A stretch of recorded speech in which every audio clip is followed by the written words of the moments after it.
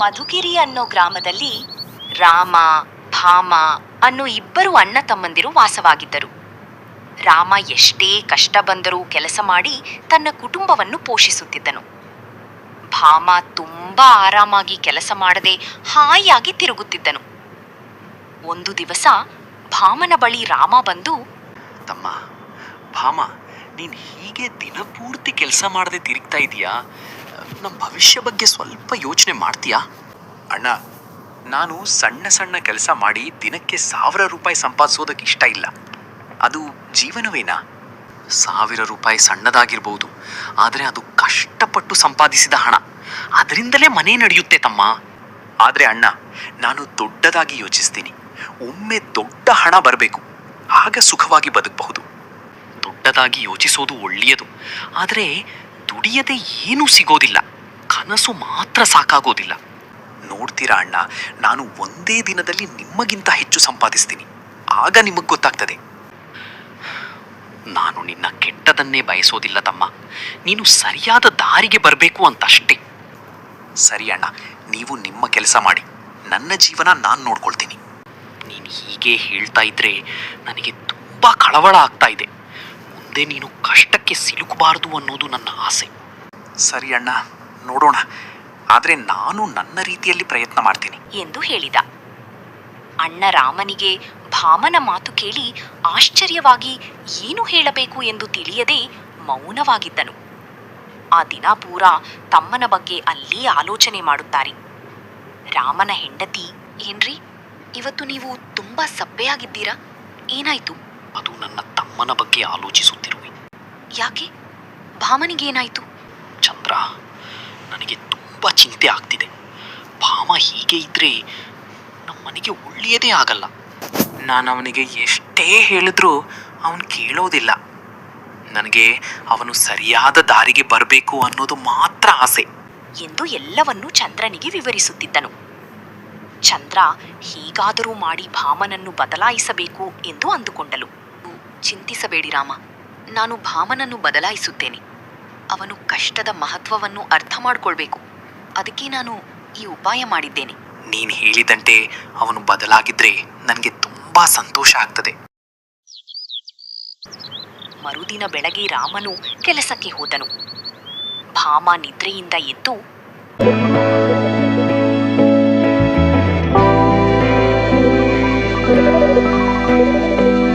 ಅತ್ತಿಗೆ, ನನಗೆ ತುಂಬಾ ಹಸಿವಾಗ್ತಿದೆ, ಏನಾದರೂ ಬೇಗ ತಿನ್ನಲು ಕೊಡಿ.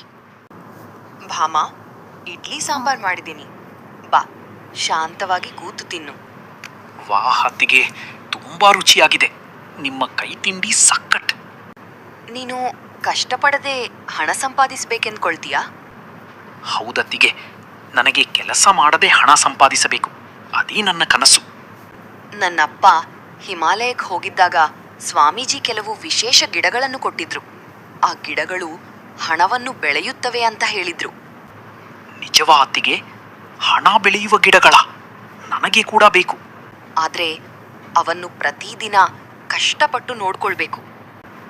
ಅತ್ತಿಗೆ, ನಾನು ಎಷ್ಟು ಕಷ್ಟವಾದರೂ ಆ ಗಿಡಗಳನ್ನು ನೋಡಿಕೊಳ್ತೀನಿ. ಸರಿ ಭಾಮ, ನಾನು ನಿನಗೆ ಆ ಗಿಡಗಳನ್ನು ತರ್ತೀನಿ. ನೀನು ಸರಿಯಾಗಿ ನೋಡ್ಕೊಳ್ಬೇಕು.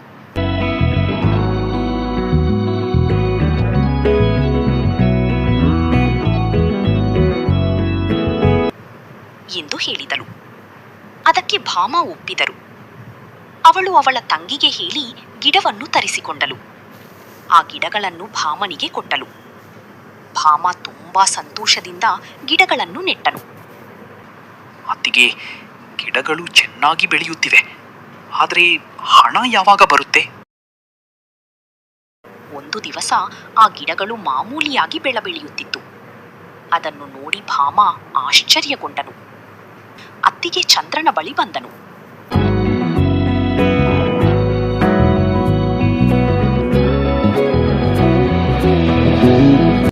ನೀನು ಈ ಗಿಡಗಳನ್ನು ಹೇಗೆ ಬೆಳೆಸಿದೆಯೋ ಅದೇ ರೀತಿ ಜೀವನದಲ್ಲೂ ದುಡಿದರೆ ಹಣ ಬರುತ್ತದೆ. ಅತ್ತಿಗೆ, ಈಗ ನನಗೆ ಅರ್ಥವಾಯಿತು. ಕಷ್ಟಪಟ್ಟು ದುಡಿದರೆ ಮಾತ್ರ ಫಲ ಸಿಗುತ್ತದೆ. ಈ ವಿಷಯ ಭಾಮನಿಗೆ ಅರ್ಥವಾಯಿತು. ಕಷ್ಟಪಟ್ಟು ದುಡಿಯಲು ಪ್ರಾರಂಭಿಸಿದ. ಈ ಕಥೆಯ ನೀತಿ, ಕಷ್ಟಪಟ್ಟು ದುಡಿದರೆ ಹಣ ಎಲ್ಲೂ ಹೋಗೋದಿಲ್ಲ. ಹಣ ತಾನಾಗಿ ನಮ್ಮ ಬಳಿ ಬರುತ್ತದೆ. ವಿಷ್ಣುಪುರಂ ಎಂಬ ಗ್ರಾಮದಲ್ಲಿ ಶಂಭು ಎನ್ನುವ ಒಬ್ಬ ರೈತನಿದ್ದ. ಅವನು ತುಂಬಾ ಒಳ್ಳೆಯವನಾಗಿದ್ದು ದಯಾಮಯ ಸ್ವಭಾವ ಹೊಂದಿದ್ದನು. ಶಂಭು ಪ್ರತಿದಿನ ಕಷ್ಟಪಟ್ಟು ಕೆಲಸ ಮಾಡುತ್ತಾ ತನ್ನ ಹೊಲವನ್ನು ಚೆನ್ನಾಗಿ ನೋಡಿಕೊಳ್ಳುತ್ತಿದ್ದ. ಒಂದು ದಿನ ಅವನು ದೇವರಿಗೆ ಪ್ರಾರ್ಥನೆ ಮಾಡುತ್ತಾ ತನ್ನ ಬೆಳೆಗೆ ರಕ್ಷಣೆ ನೀಡಲು ಬೇಡಿಕೊಂಡನು. ಸ್ವಾಮಿ, ಇಷ್ಟು ದಿನ ಏನೂ ಕೇಳಲಿಲ್ಲ. ಇಂದು ನನ್ನ ಬೆಳೆಗಳು ಕಟಾವಿಗೆ ಬಂದಿವೆ. ಅವುಗಳಿಗೆ ಯಾವುದೇ ತೊಂದರೆ ಆಗದಂತೆ ಕಾಪಾಡು. ಕಾಲ ಕಳೆದಂತೆ ಅವನ ಬೆಳೆಗಳು ಚೆನ್ನಾಗಿ ಬೆಳೆದವು. ಆ ದಿನ ಸಂಜೆ ಅವನು ಎಲ್ಲಾ ಬೆಳೆಗಳನ್ನು ಕಟಾವು ಮಾಡಿ ಮುಗಿಸಿದನು. ಆದರೆ ಅಷ್ಟರಲ್ಲಿ ಅವನು ಹತ್ತಿರದ ಗೋದಾವರಿ ನದಿ ತುಂಬಿ ಹರಿಯುತ್ತಿರುವುದನ್ನು ಗಮನಿಸಿದನು. ಅಯ್ಯೋ, ಗೋದಾವರಿ ನದಿ ತುಂಬಿ ಹರಿತಿದೆ. ಇದು ಇನ್ನೂ ಹೆಚ್ಚಾದ್ರೆ ಹಳ್ಳಿ ನಾಶವಾಗ್ತದೆ. ಅದು ಇನ್ನೂ ತುಂಬಿದರೆ ಇಡೀ ಹಳ್ಳಿಯೇ ನಾಶವಾಗುವ ಸಾಧ್ಯತೆ ಇತ್ತು. ಶಂಭು ಈ ವಿಷಯವನ್ನು ಹಳ್ಳಿಯವರಿಗೆ ಹೇಳಿದರೂ, ಅಣ್ಣ, ಗೋದಾವರಿ ತುಂಬಿ ಹರಿತಿದೆ, ನಾವ್ ಏನಾದ್ರೂ ಮಾಡ್ಬೇಕು. ಏನೂ ಆಗಲ್ಲ, ನೀನು ಅತಿಯಾಗಿ ಯೋಚಿಸ್ತಾ ಇದೀಯ. ಯಾರೂ ಅವನ ಮಾತನ್ನು ನಂಬಲಿಲ್ಲ. ಏನು ಮಾಡಬೇಕು ಎಂದು ಆಲೋಚಿಸಿದ ಶಂಭು ಒಂದು ದೊಡ್ಡ ತೀರ್ಮಾನ ತೆಗೆದುಕೊಂಡನು. ತಾನು ಕಷ್ಟಪಟ್ಟು ಬೆಳೆದಿದ್ದ ತನ್ನ ಬೆಳೆಗೆ ಬೆಂಕಿ ಹಚ್ಚಿದನು. ಬೆಂಕಿ ಹೊತ್ತಿಕೊಂಡಾಗ ಹಳ್ಳಿಯವರು ಎಲ್ಲರೂ ಓಡಿ ಬಂದರು. ಅಯ್ಯೋ, ಶಂಭುವಿನ ಹೊಲಕ್ಕೆ ಬೆಂಕಿ! ಬೇಗ ಬನ್ನಿ. ಶಂಭು, ನಿನ್ನ ಬೆಳೆಗಳಿಗೆ ಬೆಂಕಿ ಹತ್ತಿದೆ. ನೀನೇಕೆ ಮೌನವಾಗಿ ನಿಂತಿದ್ದೀಯಾ? ಆ ಸಂದರ್ಭದಲ್ಲಿ ಶಂಭು ಅವರಿಗೆ ನದಿಯ ಅಪಾಯದ ಬಗ್ಗೆ ತಿಳಿಸಿದನು. ಎಲ್ಲರೂ ನದಿಯ ಬಳಿ ಹೋಗಿ ಅದನ್ನು ನಿಯಂತ್ರಿಸಿದರು ಮತ್ತು ದೊಡ್ಡ ಅಪಾಯವನ್ನು ತಪ್ಪಿಸಿದರು. ಶಂಭು, ನಿನ್ನ ತ್ಯಾಗ ತುಂಬಾ ದೊಡ್ಡದು. ನೀನು ನಮ್ಮನ್ನೆಲ್ಲ ರಕ್ಷಿಸಿದ್ದೀಯ. ನಾನು ಒಬ್ಬನೇ ಬದುಕೋಕೆ ಬೆಳೆದದ್ದು ಇದು. ಆದ್ರೆ ನದಿ ಹರಿದ್ರೆ ಇಡೀ ಹಳ್ಳಿ ನಾಶವಾಗ್ತಿತ್ತು. ಅದಕ್ಕಾಗಿ ನನ್ನ ಬೆಳೆಗಳನ್ನ ತ್ಯಾಗ ಮಾಡಿದೆ. ಹಳ್ಳಿಯ ಜನರು ಶಂಭುವಿನ ತ್ಯಾಗವನ್ನು ಅರಿತು ಅವನಿಗೆ ಕೃತಜ್ಞತೆ ಸಲ್ಲಿಸಿದರು ಮತ್ತು ಬಹುಮಾನ ನೀಡಿದರು. ಕಥೆಯ ನೀತಿ, ಮಾರಲ್: ಇತರರ ಜೀವನ ಉಳಿಸಿದರೆ ದೇವರು ನಮಗೆ ಒಳ್ಳೆಯೇ ಮಾಡುತ್ತಾನೆ. ಈ ಕಥೆಯಿಂದ ನಾವು ಏನು ಕಲಿಯಬೇಕು ಅಂದರೆ, ನಮ್ಮ ಸ್ವಾರ್ಥಕ್ಕಿಂತ ಇತರರ ಜೀವನ ಮಹತ್ವದ್ದು. ಶಂಭುವಿನಂತೆ ನಾವು ಕೂಡ ಸಂಕಷ್ಟದ ಸಮಯದಲ್ಲಿ ಧೈರ್ಯವಾಗಿ ಇತರರ ಒಳಿತಿಗಾಗಿ ತೀರ್ಮಾನ ತೆಗೆದುಕೊಳ್ಳಬೇಕು. ಇತರರಿಗಾಗಿ ಮಾಡಿದ ಒಳ್ಳೆಯ ಕೆಲಸ ಎಂದಿಗೂ ವ್ಯರ್ಥವಾಗುವುದಿಲ್ಲ. ಒಂದು ದಿನ ಅದು ನಮಗೆ ಒಳ್ಳೆಯ ಫಲವಾಗಿ ಮರಳಿ ಬರುತ್ತದೆ. ಈ ಕಥೆ ನಿಮಗೆ ಇಷ್ಟವಾದರೆ ಲೈಕ್ ಮಾಡಿ. ನ್ಯೂಯಾರ್ಕ್ನಲ್ಲಿ ಒಂದು ಸಿಡೋಲ ಅನ್ನೋ ಹಳ್ಳಿ ಇತ್ತು. ಆ ಹಳ್ಳಿಗೆ ಒಬ್ಬ ಸಾಧು ಶಾಪ ಕೊಟ್ಟಿರುತ್ತಾನೆ. ಪೌರ್ಣಮಿ ರಾತ್ರಿ ಹೊತ್ತಲ್ಲಿ ಚಂದ್ರನ ಬದಲಿಗೆ ಸೂರ್ಯ ಬರಲಿ ಎಂದು ಶಾಪ ಇಟ್ಟಿರುತ್ತಾನೆ. ಆ ದಿನದಿಂದ ಆ ಹಳ್ಳಿಯಲ್ಲಿ ಮಾತ್ರ ಸೂರ್ಯ ರಾತ್ರಿ ಹೊತ್ತು ಬಂದಿರುತ್ತಾನೆ. ಆ ಹಳ್ಳಿಯಲ್ಲಿ ರವಿ ಅನ್ನೋ ಕಳ್ಳ ಇದ್ದ. ಅವನು ದೊಡ್ಡ ಮುಟ್ಟಾಳನಾಗಿರುತ್ತಿದ್ದ. ಎಷ್ಟೊಂದು ಆಯುಧ ತಗೊಂಡು ಕಳ್ತನ ಮಾಡಕ್ಕೆ ಹೋಗ್ತಾ ಇದ್ದ. ಆದರೆ ಬೆಳಗ್ಗೆ ಬರೀ ಕೈಯಲ್ಲಿ ವಾಪಸ್ ಬರ್ತಿದ್ದ. ಅವನು ಮುಟ್ಟಾಳನಾಗಿದ್ದರಿಂದ ಮನೆ ಮಾಲೀಕರು ಅವನನ್ನು ಮುಟ್ಟಾಳನಾಗಿ ಮಾಡಿ ಕಳಿಸುತ್ತಿದ್ರು. ಅವತ್ತು ಹುಣ್ಣಿಮೆ ಆಗಿತ್ತು. ಆದರೆ ಪ್ರತಿ ಹುಣ್ಣಿಮೆಯಲ್ಲಿ ಚಂದ್ರನ ಬದಲು ಸೂರ್ಯ ಬರುತ್ತಿದ್ದ. ರಾತ್ರಿ 12 ಗಂಟೆ ಆಗಿತ್ತು. ಅವನ ಕೈಯಲ್ಲಿ ಆಯುಧ ಇಟ್ಕೊಂಡು ಕಳ್ತನ ಮಾಡಲು ಒಂದು ದೊಡ್ಡ ಮನೆ ಹತ್ತಿರ ಹೋದ. ಆ ಮನೆಯ ಹಿಂಭಾಗಕ್ಕೆ ಹೋಗಿ ಸುತ್ತಿಗೆ ತಗೊಂಡು ಹಿಂದೆ ಗೋಡೆಯನ್ನು ಹೊಡೆಯಲು ಶುರು ಮಾಡಿದ. ಜೋರಾಗಿ ಶಬ್ದ ಆಗುತ್ತಿದ್ದರಿಂದ ಬೆಡ್ರೂಮಲ್ಲಿ ಮಲಗಿದ್ದ ಸೇಟುಗೆ ಎಚ್ಚರ ಆಗುತ್ತದೆ. ಮತ್ತೆ ಅವನಿಗೆ ಅರ್ಥ ಆಗುತ್ತೆ, ಇವನು ರವಿ ಎಂದು. ಅನ್ನಿಸ್ತಿದೆ, ರವಿ ದಡ್ಡ ಕಳ್ತನ ಮಾಡೋಕ್ಕೆ ಬಂದಿದ್ದಾನೆ. ಅವನು ಗೋಡೆ ಹೊಡೆಯೋಕ್ಕೂ ಮುಂಚೆ ನಾನು ಅವನನ್ನು ತಡಿಬೇಕು.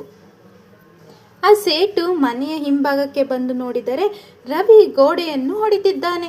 ಏನ್ ರವಿ, ಏನು ಮಾಡ್ತಾ ಇದ್ದೀಯಾ? ಕಳ್ತನ ಮಾಡಬೇಕು, ಗೋಡೆ ಹೊಡೆದು ಮನೆ ಒಳಗೆ ಹೋಗ್ಬೇಕು. ಅಯ್ಯೋ ದಡ್ಡ, ಪೌರ್ಣಮಿ ರಾತ್ರಿ ಯಾರಾದರೂ ಕಳ್ತನ ಮಾಡಲು ಬರುತ್ತಾರಾ? ಸುಮ್ಮನಿರು, ನಾನೊಂಥರ ಡಿಫ್ರೆಂಟ್ ಕಳ್ಳ. ನಾನು ಏನು ಬೇಕಾದರೂ ಮಾಡ್ತೀನಿ. ನಾನು ಎಲ್ಲ ಕಳ್ಳರ ಥರ ಅಲ್ಲ. ನನಗೂ ಅವ್ರಿಗೂ ಹೋಲಿಸ್ಬೇಡ. ನನ್ನ ಕೆಲಸ ಮಾಡಲು ಬಿಡು. ರವಿ ಮಾತನ್ನು ಕೇಳಿ ಸೇಟು ಯೋಚನೆ ಮಾಡ್ತಾನೆ. ಸರಿ, ಇವನ ಬಲೆಯಲ್ಲಿ ಇವನೇ ಸಿಕ್ಕಿ ಹಾಕಿಕೊಂಡಿದ್ದಾನೆ. ನಾನು ಕೊನೆಯದಾಗಿ ಇನ್ನೊಂದು ಬಲೆ ಹಾಕಿ ನಾನು ನನ್ನ ರೂಮಲ್ಲಿ ಹೋಗಿ ಮಲ್ಕೋತೀನಿ. ಆಮೇಲೆ ಸೇಟು ರವಿಗೆ ಹೇಳ್ತಾನೆ, ಒಂದು ವೇಳೆ ನೀನು ಯಾವುದೇ ಕಳ್ಳರ ಥರ ಅಲ್ಲ ಅಂದರೆ ಇದನ್ನು ಸಾಬೀತು ಮಾಡಿ ತೋರಿಸು. ಅದೇನು ಹೇಳು, ಏನು ಬೇಕಾದರೂ ಮಾಡ್ತೀನಿ. ಅದೇನು ಮಾಡಬೇಕು ಹೇಳು ನನಗೆ. ಬೇರೆ ಕಳ್ಳರು ಚಿನ್ನ ಮತ್ತು ಹಣ ಕದೀತಾರೆ, ನೀನು ಸೂರ್ಯನನ್ನು ಕದ್ದು ತೋರಿಸು. ಸೇಟು ಮಾತನ್ನು ಕೇಳಿ ರವಿ ಸೂರ್ಯನ ಕಡೆ ನೋಡ್ತಾನೆ. ಆಮೇಲೆ ಅವನು ಸೇಟುಗೆ ಹೇಳ್ತಾನೆ, ಸರಿ, ನಾಳೆ ಬೆಳಗ್ಗೆ ಸೂರ್ಯ ನನ್ನ ಕೈಯಲ್ಲಿರುತ್ತಾನೆ. ಹಾಗೆ ಹೇಳಿ ಹೊರಡುತ್ತಾನೆ. ಮತ್ತೆ ಸೇಟು ಹೋಗಿ ಮಲ್ಕೋತಾನೆ. ರವಿ ಸೂರ್ಯನ ಕಡೆ ನೋಡಿಕೊಂಡು ಯೋಚನೆ ಮಾಡ್ತಾನೆ, ಈ ಸೂರ್ಯನ ಕದಿಯೋದಾದ್ರೂ ಹೇಗೆ ಒಂದು ಯೋಚಿಸುತ್ತಾ, ಎಲ್ಲರೂ ನನ್ನನ್ನು ದಡ್ಡ ಅಂತ ಕರೀತಾರೆ. ನಾನು ಸೂರ್ಯನ ಕದ್ದು ಸೇಟು ಹತ್ರ ತಗೊಂಡೋಗ್ತೀನಿ. ಆಗ ಸೇಟು ಅವನ ಮುಖನ ಎಲ್ಲಿಟ್ಕೋತಾನ ನಾನು ನೋಡ್ತೀನಿ ಅಂದ್ಕೊಂಡು ರವಿ ಮುಂದೆ ಹೋಗ್ತಾ ಇರ್ತಾನೆ. ಆಗ ರವಿಗೆ ಮರದಲ್ಲಿ ನೇತಾಡ್ತಿರೋ ಬಾವಲಿ ಕಾಣಿಸುತ್ತೆ. ಬಾವಿಲೆಯ ಹಿಡಿತ ಎಷ್ಟು ಗಟ್ಟಿಯಾಗಿರುತ್ತೆ ಅಂದರೆ ಹಿಡಿದು ಹೇಳಿದ್ರು ಬಿಡೋದೇ ಇಲ್ಲ. ಸೂರ್ಯನ ಕದಿಯೋಕೆ ಬಾಹುಲಿ ಕೂಡ ಪಾಲುದಾರ ಅಂದ್ಕೊಂಡು ರವಿ ಯೋಚನೆ ಮಾಡ್ತಾನೆ. ಆ ರವಿ ಬಾವುಲಿನ ಎತ್ಕೊಂಡು ತನ್ನ ಬ್ಯಾಗಿಗೆ ಹಾಕ್ಕೊಳ್ತಾನೆ. ರೋಡ್ನಲ್ಲಿ ನಿಂತಿದ್ದ ಒಂದು ಟ್ರಕ್ಕನ್ನು ಕದ್ಕೊಂಡು ಓಡಿಸ್ಕೊಂಡು ನೇರವಾಗಿ ಒಂದು ಮೈದಾನಕ್ಕೆ ಬರ್ತಾನೆ. ಒಂದು ಕಡೆ ಟ್ರಕ್ನ ನಿಲ್ಲಿಸಿ ಅವನು ಬ್ಯಾಗಿಂದ ಬಾಹುಲಿ ತೆಗೆದು ಅದಕ್ಕೆ ಒಂದು ಹಗ್ಗ ಕಟ್ಟುತ್ತಾನೆ. ಇನ್ನೊಂದು ತುದಿನ ಟ್ರಕ್ಗೆ ಕಟ್ಟಿ ಓಡಿಸುತ್ತಾನೆ. ಗಾಡಿ ಮುಂದಕ್ಕೆ ಹೋದಾಗ ಬಾಹುಲಿ ಕೂಡ ಎತ್ತರಕ್ಕೆ ಹಾರುತ್ತಾ ಹೋಯಿತು. ಆ ಬಾಹುಲಿ ಹೋಗಿ ಸೂರ್ಯನ ಮೇಲೆ ಉಲ್ಟಾ ನೇತಾಕಿಕೊಳ್ಳುತ್ತೆ. ಮತ್ತೆ ಇನ್ನೇನು, ರವಿ ತುಂಬಾ ಖುಷಿಯಾಗಿ ಟ್ರಕ್ಕನ್ನು ಇನ್ನೂ ಜೋರಾಗಿ ಓಡಿಸುತ್ತಾನೆ. ಆ ಬಾಹುಲಿ ಸಹಾಯದಿಂದ ಆ ಸೂರ್ಯ ಕೂಡ ಅವನ ಜೊತೆ ಬರುತ್ತಾ ಇರುತ್ತೆ. ಆಮೇಲೆ ನೋಡ್ತಾ ನೋಡ್ತಾ ಆ ಸೂರ್ಯ ಬಂದು ಕೆಳಗೆ ಬಿದ್ದೋಗ್ತಾನೆ. ಆಮೇಲೆ ರವಿ ಟ್ರಕ್ಕಿಂದ ಇಳಿದು ಹೋಗಿ ಸೂರ್ಯನ ಎತ್ಕೋತಾನೆ. ಸೂರ್ಯನ ಕದ್ದ ಬಾಹುಲಿಯೇ, ನಿನಗೆ ತುಂಬ ಧನ್ಯವಾದ. ಇವಾಗ ನೀನು ಹೋಗ್ಬೋದು, ನಿನ್ನ ಕೆಲಸ ಮುಗ್ದಿದೆ. ಮತ್ತೆ ರವಿ ಆ ಬಾಹುಲಿಯ ಹಗ್ಗ ಬಿಚ್ಚಿ ಹಾರಿಸುತ್ತಾನೆ. ಮಾರನೆಯ ದಿನ ಆ ಸೂರ್ಯನ ಕೈಯಲ್ಲಿ ಇಟ್ಕೊಂಡು ಸೇಟು ಮನೆ ಕಡೆ ಹೋಗುತ್ತಾನೆ. ರವಿ ಕೈಯಲ್ಲಿದ್ದ ಸೂರ್ಯನ ನೋಡಿ ಜನರಿಗೆ ಆಶ್ಚರ್ಯವಾಗುತ್ತೆ. ರವಿ ಸೇಟುಗೆ ಸೂರ್ಯನನ್ನು ತೋರಿಸಿ ಅವನಿಗೆ ಆಶ್ಚರ್ಯವಾಗುತ್ತದೆ. ಕೇಳಿದ್ದೆ ಮಂಗನ ಕೈಯಲ್ಲಿ ಮಾಣಿಕ್ಯ ಅಂತ, ಆದರೆ ದಡ್ಡನ ಕೈಯಲ್ಲಿ ಸೂರ್ಯನೇ ಇದೆಯಲ್ಲಪ್ಪ. ಸೂರ್ಯನ ಸ್ಥಾನ ನನ್ನ ಕೈಯಲ್ಲಿ, ಆ ಕೋತಿ ಕೈಯಲ್ಲ. ನಾನು ಇದನ್ನು ಪಡೆಯುತ್ತೇನೆ. ಆಮೇಲೆ ಸೇಟು ಹೇಳುತ್ತಾನೆ, ರವಿ, ನೀನು ಈಗ ಈ ಕಳ್ತನ ಎಲ್ಲ ಬಿಟ್ಟು ಒಂದು ಮ್ಯೂಸಿಯಂ ತೆರಿ, ಜನರು ಬಂದು ನೋಡ್ತಾರೆ, ನಿನಗೆ ದುಡ್ಡು ಸಿಗುತ್ತೆ ಎಂದು ಹೇಳುತ್ತಾನೆ. ನಂತರ ರವಿ ಒಂದು ಮ್ಯೂಸಿಯಂನ ಓಪನ್ ಮಾಡಿ ಆ ಸೂರ್ಯನ ಒಂದು ಗಾಜಿನ ಡಬ್ಬಿಯಲ್ಲಿ ಇಡುತ್ತಾನೆ. ಅದನ್ನು ನೋಡಲು ಜನ ಬರಲು ಶುರು ಮಾಡುತ್ತಾರೆ. ಮತ್ತು ರವಿಗೆ ತುಂಬ ಹಣ ಸಂಪಾದನೆ ಆಗ್ತಾ ಇತ್ತು. ಆದರೆ ಇದು ತುಂಬ ದಿನ ನಡೀಲಿಲ್ಲ. ಸೂರ್ಯ ದಿನೇ ಚಿಕ್ಕದಾಗುತ್ತಾ ಹೋಯಿತು. ಇದನ್ನು ನೋಡಿದ ರವಿಗೆ ಬೇಸರವಾಗುತ್ತೆ. ಆಗ ಸೇಟು ಅಲ್ಲಿಗೆ ಬರುತ್ತಾನೆ. ರವಿ, ಈಗೇನು ಮಾಡ್ತೀಯಾ? ಸೂರ್ಯ ಹೊರಟೋದ್ನಲ್ಲ, ಏನು ಮಾಡಲಿ ನೀವೇ ಹೇಳಿ. ಈ ಮ್ಯೂಸಿಯಂ ನನಗೆ ಕೊಡು, ನಾನು ನಿನಗೆ ಹಣ ಕೊಡುತ್ತೇನೆ ಎಂದು ಹೇಳುತ್ತಾನೆ. ರವಿ ಆ ಮ್ಯೂಸಿಯಂ ಅವನಿಗೆ ಕೊಟ್ಟು ಹಣ ಪಡೆದುಕೊಳ್ಳುತ್ತಾನೆ. ಸ್ವಲ್ಪ ದಿನ ನಂತರ ಸೂರ್ಯ ಮತ್ತೆ ಬರುತ್ತಾನೆ. ಇದರಿಂದ ಮತ್ತೆ ಆ ಜನ ಸೂರ್ಯನನ್ನು ನೋಡಲು ಬರುತ್ತಾರೆ. ಇದರಿಂದ ಸೇಟುಗೆ ಒಳ್ಳೆ ಹಣ ಸಂಪಾದನೆ ಆಗುತ್ತದೆ.